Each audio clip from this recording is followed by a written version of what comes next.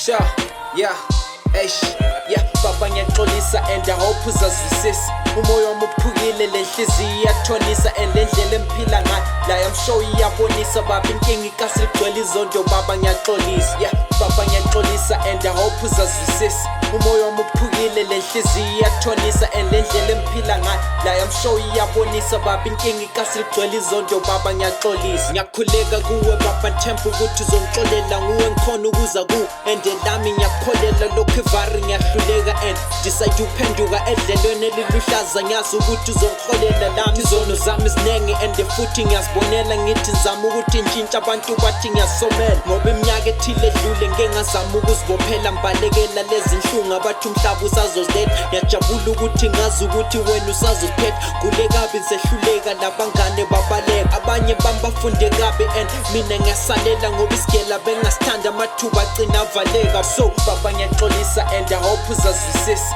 Umoya wami uphukile lenhliziyo iyathonisa and lendlela emphila ngayo la I'm sure iyabonisa baba inkinga ikasi ligcwele izondo baba ngiyaxolisa. Yeah, baba ngiyaxolisa and I hope uzazwisisa. Umoya wami uphukile lenhliziyo iyathonisa and lendlela emphila ngayo la I'm sure iyabonisa baba inkinga ikasi ligcwele izondo baba ngiyaxolisa.